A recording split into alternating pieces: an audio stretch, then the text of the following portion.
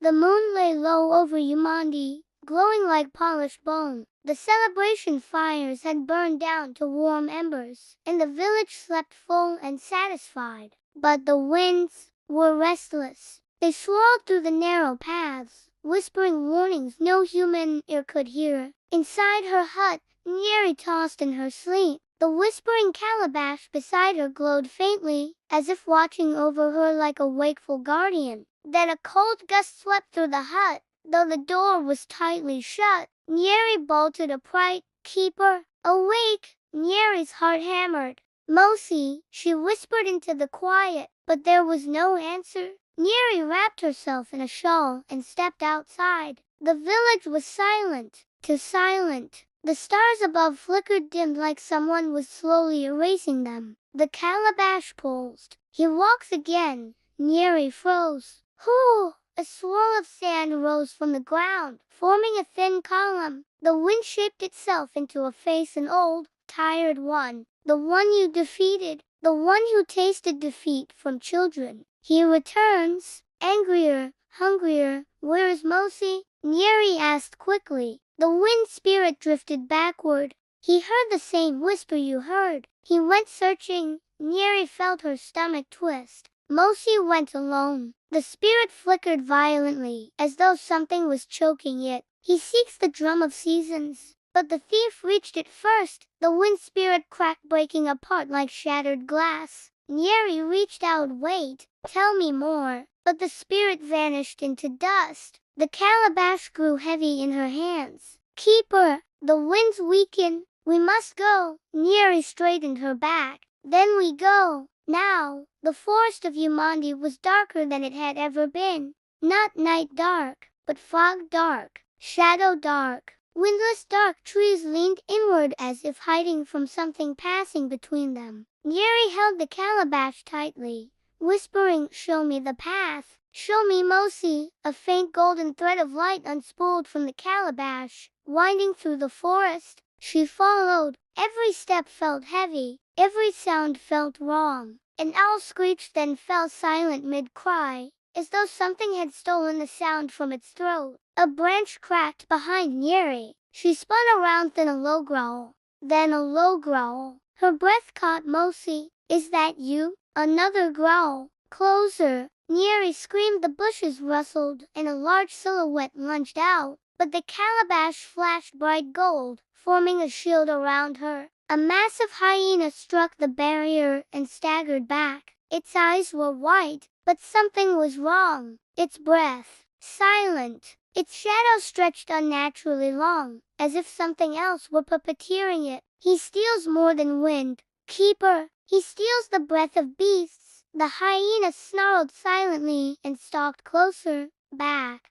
Get back." The calabash released a wave of warm air. Njeri raised the calabash. The hyena blinked. Its eyes returned to normal. It whimpered and fled into the trees. "What is he becoming?" Njeri swallowed hard. The golden thread brightened, tugging her forward. "Mosi, hold on." Meanwhile, deep in the forest, Mosi stumbled across the broken stone shrine, but not destroyed. The drum of seasons lay cracked on its pedestal. It pulsed faintly, as though fighting to stay alive. "Mosi," the drum whispered weakly, "you should not have come alone." Mosi tightened his grip on his rungu. "I couldn't wait. Njeri is brave, but she shouldn't face him alone."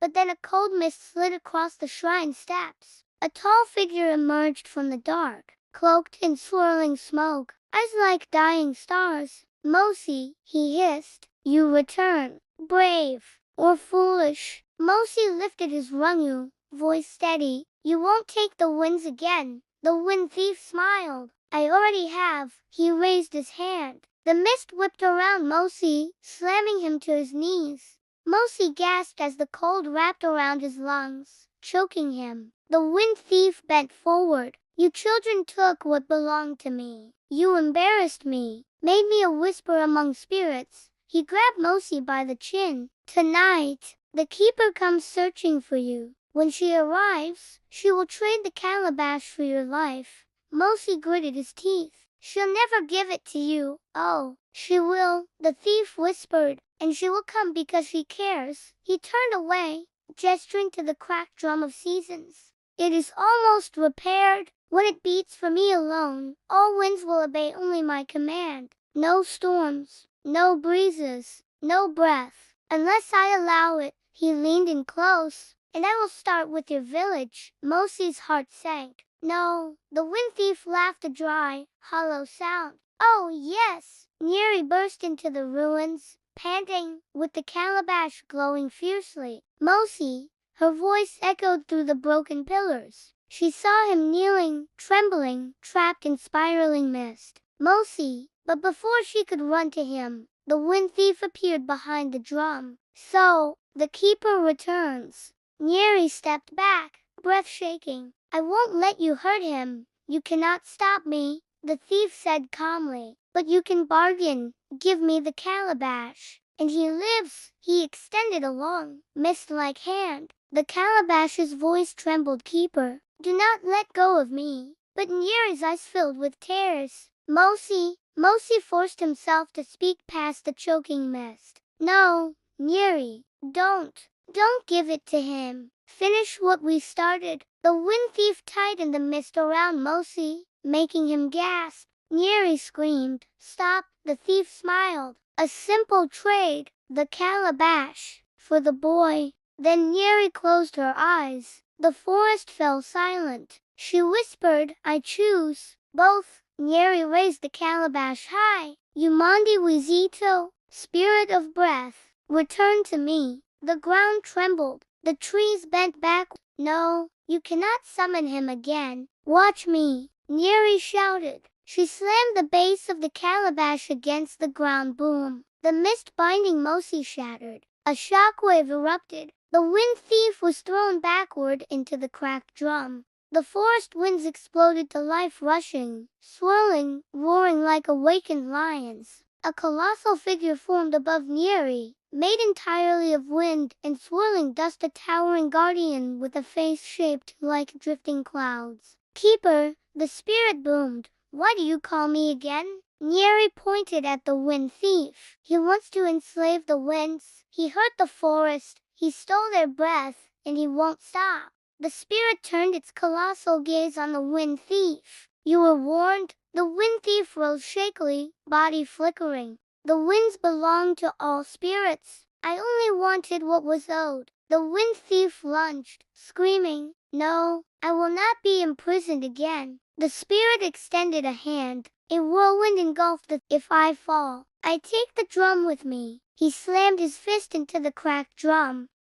He slammed his fist into the cracked drum. A fissure spread across its surface. The spirit roared, "Keeper, you must stabilize the drum." Njeri looked terrified. "How?" "With breath." The spirit boomed. "With the breath gifted to humans alone." Njeri knelt before the drum, placed both hands on it. She inhaled deeply, and exhaled into the drum, not air, but willpower, courage, purpose. The drum glowed gold. The cracks froze. The wind around the drum stabilized. The thief screamed as the whirlwind swallowed him completely. Children should not have such power. He vanished, silenced, bound once more. The spirit of breath lowered its massive head. "Keeper, you have restored the balance again. The winds owe you a debt." Njeri whispered, exhausted. "I only did what was right." The spirit faded into the sky. Mosi limped toward Njeri. You did it," he breathed. "No," Njeri said, helping him. "We did it." The calabash hummed warmly, resting against her chest. "You okay?" she asked him. Mosi nodded weakly. "I thought he was going to kill me."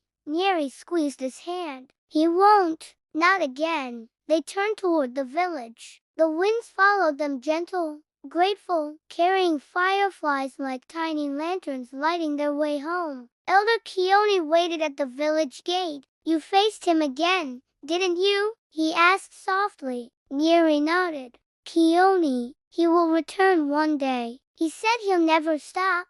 The elder looked at the calabash. "That is true, but neither will the keeper chosen by the winds." He put his hand on Njeri's shoulder. "And Njeri, this is only the beginning. The winds have revealed a prophecy." Njeri frowned. What prophecy? The wind thief was only one of 4 spirits who seek dominion. Earth, fire, rain, wind. Keone looked into the dark horizon, and the others have begun to stir. Njeri and Mosi exchanged a long, trembling look. Their journey was far from over.